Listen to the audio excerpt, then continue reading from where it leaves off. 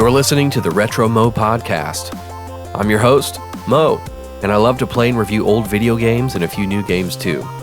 If you prefer to read instead of listen, check out my written reviews at retromo.substack.com. In this episode, I'll be sharing my experience with Pokemon X and Y for the 3DS, released in 2013, which I've scored 7 out of 10. A good game. Another enjoyable entry in the beloved series, and an important step towards full 3D.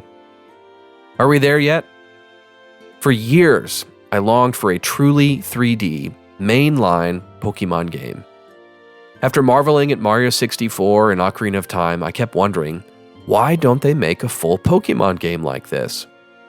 Pokemon Stadium and Pokemon Snap were curious experiments, but the mainline games remained affixed to Nintendo's handhelds, which had more limited processing power. Pokemon Colosseum and XD Gale of Darkness for the GameCube could be considered full 3D, but they were these unique third-party spin-offs developed by a studio called Genius Sonority, and they were lacking the full list of features we expect from mainline Pokemon entries. Pokemon Diamond and Pearl arrived for the Nintendo 3DS, but remained largely 2D, or 2.5D, a swath of pixel sprites in a pseudo-3D environment. There was some 3D depth and parallax in certain sections. Black and White 1 and 2 dipped a little deeper into 3D with Sky Arrow Bridge and Castelia City, but the majority of the game still remained 2.5D. And then finally, with the release of the 3DS and Pokemon X and Y, we see a huge step towards a proper 3D mainline Pokemon game. Certainly, the limitations of the 3DS could lead to some arguments that X and Y are not full 3D, like the Pokemon releases on the Switch, for example.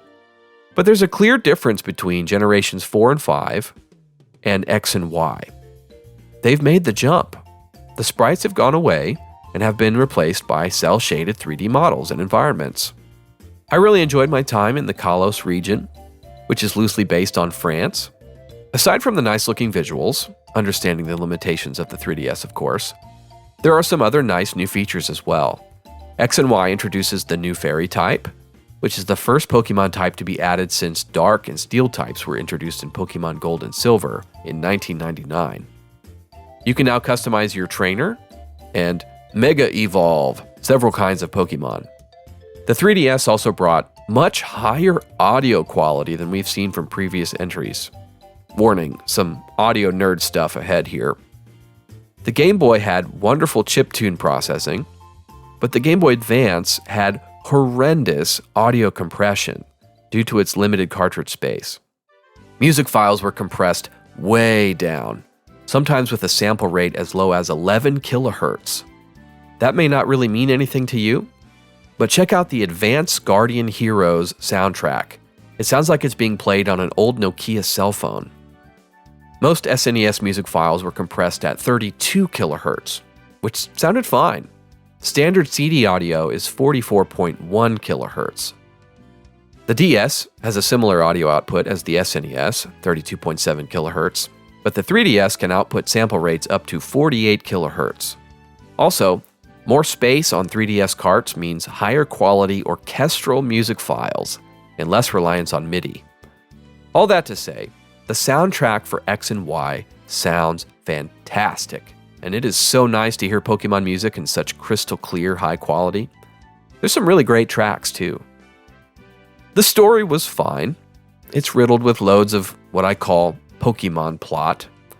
Some story beats were a bit silly and outlandish, like something out of a kid's cartoon. I did, however, enjoy the slice of life elements and the conversations between the trainer and his posse of friends. It was really nice to catch up with some of them on the routes between gyms. Of course, a highlight of any Pokemon game is the new roster of Pokemon. Some of my new favorites include Fennekin, Froakie, his whole evolutionary line really, Pancham, Goomy, and Pumpkaboo. Overall, I enjoyed Pokemon X and Y a lot. It's another solid Pokemon adventure, and committed fans of the series will want to make sure they check this one off their list. Thanks for listening to the Retro Mo Podcast. As always, I do my best to keep all of my content spoiler-free and rated E for everyone. If you find this podcast enjoyable or helpful, tell a friend and consider giving a 5-star review on your favorite podcast app. If you have questions or comments, you can send an email to retromopodcast@gmail.com. Thanks for listening. Godspeed.